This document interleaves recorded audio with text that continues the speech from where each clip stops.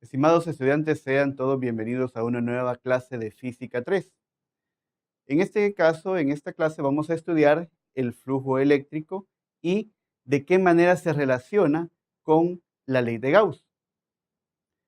Para entrar al estudio de la ley de Gauss, justamente vamos a definir qué es el flujo eléctrico y vamos a considerar una superficie cerrada, como en este caso observamos un cilindro en el cual se han definido, por ejemplo, tres diferenciales en cada una de las áreas que construyen ese cilindro. Por ejemplo, en el punto A se toma un pequeño diferencial, que es ese recuadro celeste que aparece representado con la letra A, y se está viendo que pasa a través de ese cilindro un campo eléctrico representado por la letra E. Se elige un diferencial de superficie, un DS o DA, si ustedes lo prefieren, como diferencial de área, que siempre se elige saliendo de la superficie cerrada. En este caso observamos que el ángulo que separa a esos dos vectores es de 180 grados, es decir, son antiparalelos. De la misma manera podemos elegir un punto B en donde tenemos trazado el campo eléctrico y a la vez trazamos un diferencial de superficie en ese punto B, en ese diferencial en B, un diferencial de superficie que vemos que ahora es perpendicular a, a ese campo eléctrico. De la misma manera en C, observamos ahora, trazamos o colocamos un diferencial de superficie y vemos que también pasa el campo eléctrico y ahora el diferencial de superficie va en la misma dirección. Es decir, que el diferencial de superficie es prácticamente un vector elegido por conveniencia para establecer cuál es el flujo eléctrico. ¿De qué manera vamos a definir entonces este diferencial de superficie? Les mencionaba que siempre vamos a tomar un diferencial de superficie y el vector de superficie lo vamos a trazar siempre saliendo del área encerrada. En este ejemplo podemos observar que está pasando, las líneas celestes representan un campo eléctrico, las líneas de campo eléctrico y hay una línea entrecortada que es perpendicular al área, que está formando un ángulo θ con el campo eléctrico. Lo que se hace básicamente una proyección del campo eléctrico sobre esa línea entrecortada, que es perpendicular al área.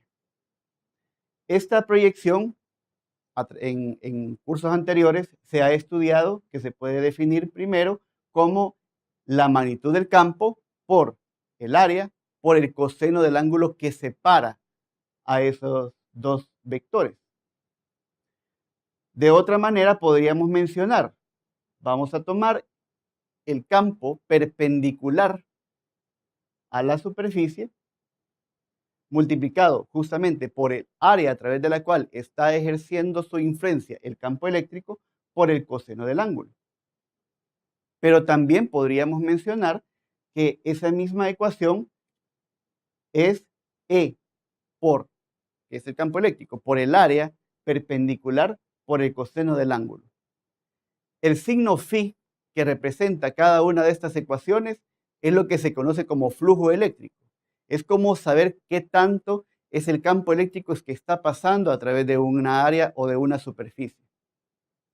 Entonces, este flujo eléctrico, ese phi, lo vamos a definir como E por A por el coseno del ángulo que separa esos dos vectores y trazamos entonces un vector de superficie perpendicular a la superficie sobre la cual pasa el campo eléctrico. En otras palabras, podríamos representar el flujo eléctrico con la letra phi mayúscula, que es igual al producto punto entre los vectores de campo eléctrico y el vector de superficie. Podríamos hacer una analogía, por ejemplo, entre la mecánica de fluidos, que es qué tanto es la corriente que pasa a través, por ejemplo, de una corriente de agua, por ejemplo, a través de una tubería. Es básicamente el mismo concepto que estamos aplicando para la definición del flujo eléctrico. Pero el flujo eléctrico se puede definir también a través de una superficie cerrada y en este caso ya no vamos a tener un campo eléctrico uniforme como en el caso anterior. Ahora vamos a tener que el campo eléctrico se va a definir a través de una integral de una superficie cerrada. Esto es lo que indica el círculo que aparece en la integral. En este caso, vamos a elegir nuevamente un diferencial de superficie y vamos a realizar el producto punto entre el campo, que repito, en este caso ya no sería un campo eléctrico uniforme, en producto punto con el diferencial de superficie que ha sido elegido siempre perpendicular a cada punto de la superficie. Habiendo comprendido el concepto de flujo eléctrico, vamos a definir ahora la ley de Gauss. Vamos a decir que la ley de Gauss es una alternativa a la ley de Coulomb, donde se expresa de forma diferente la relación entre la carga y el campo eléctrico. En estas figuras que aparecen acá, básicamente observamos o vamos a observar que el campo eléctrico neto o el flujo eléctrico que pasa a través de esa superficie cerrada es igual a cero. De hecho, en el primer caso solamente vemos una caja vacía, no hay ninguna carga encerrada ni fuera de ella. Por lo tanto, el campo eléctrico es cero y si el campo eléctrico es cero, por lo tanto, el flujo eléctrico también lo es. En el segundo caso, en el que tenemos dos cargas, una positiva y una negativa, encerrada en esa superficie, observamos que se generan siempre líneas de campo eléctrico y recordemos que las líneas de campo eléctrico salen siempre de la carga positiva y entran hacia la negativa. Si estas dos cargas tienen la misma magnitud, entonces este flujo eléctrico va a ser igual a cero, dado que, podríamos mencionarlo de esta manera, el número de líneas de campo que entran va a ser igual al número de líneas de campo que salen de esa superficie cerrada.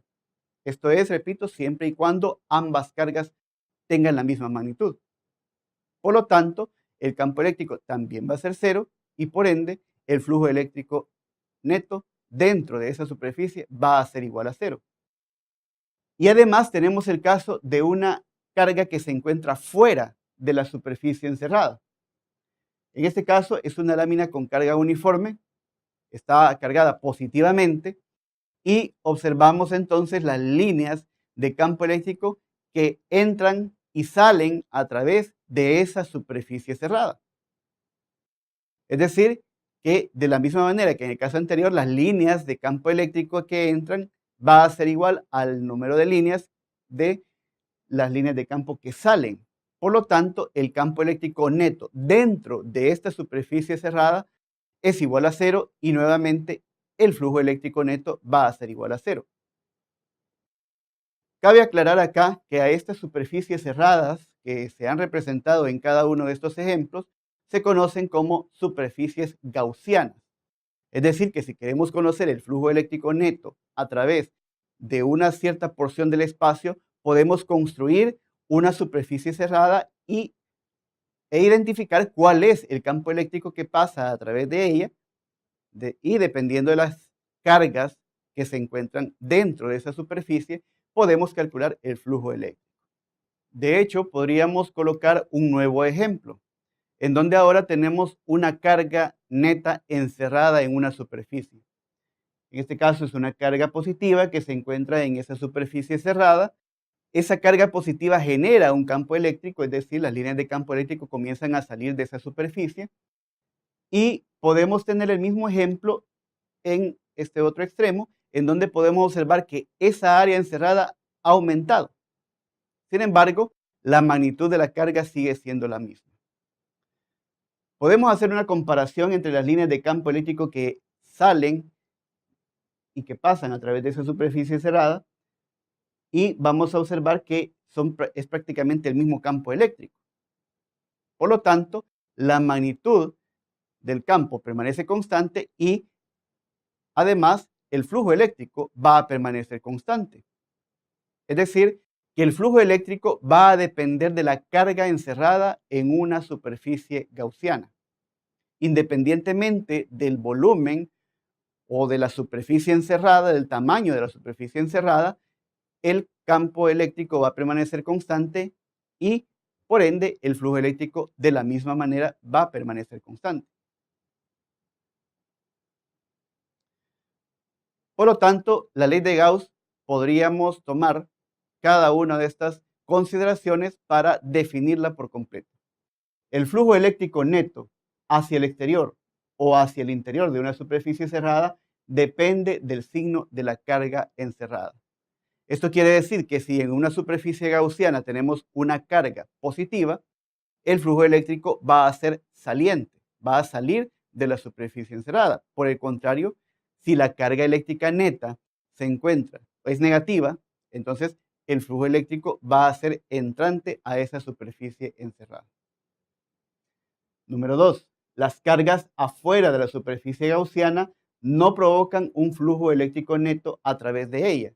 Es similar al ejemplo que mencionábamos de la placa plana, que tenía una carga positiva, pero que las líneas de campo eléctrico pasaban a través de la superficie cerrada gaussiana y por lo tanto no generaba un flujo eléctrico neto, o en ese caso era igual a cero. Y número 3, el flujo eléctrico neto es directamente proporcional a la cantidad neta de carga contenida dentro de la superficie, pero no va a depender del tamaño de la superficie. En pocas palabras, la ley de Gauss se fundamenta únicamente en cuál es la carga que se encuentra encerrada dentro de esa superficie que nosotros elegimos arbitrariamente para definir el flujo eléctrico. Así, la definición de la ley de Gauss queda de la siguiente manera.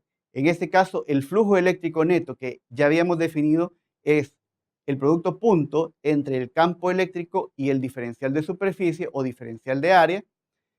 Ese flujo eléctrico que ya habíamos definido también es igual a la carga neta encerrada en la superficie gaussiana dividida entre el valor de epsilon sub 0. Si hacemos el análisis de la ley de Gauss para una esfera que contiene una carga encerrada, en este caso podríamos hacer el análisis de la siguiente manera. Vamos a tener el campo eléctrico que va a permanecer constante, dado que la carga dentro de la esfera es constante, multiplicada por la integral de la superficie cerrada del diferencial de área. Pero tenemos que recordar que este diferencial de área para una esfera está definido como 4pi por radio al cuadrado. Y como ya habíamos mencionado, este producto es igual a la carga neta encerrada entre el valor de epsilon sub 0. Eso significa que si despejamos el campo eléctrico y lo dejamos expresado tal como anteriormente lo habíamos hecho a través de la ley de Coulomb, observamos que queda exactamente la misma ecuación. Por eso, la ley de Gauss viene a ser una representación diferente para la ley de Coulomb. Es decir, tiene cierta relación. En este caso, el análisis se hace a partir de una esfera que encierra una carga positiva, en nuestro caso, y observamos que justamente el campo eléctrico es exactamente igual a la que hemos definido a través de la ley de Coulomb. Eso es todo por esta clase. Muchas gracias por su atención.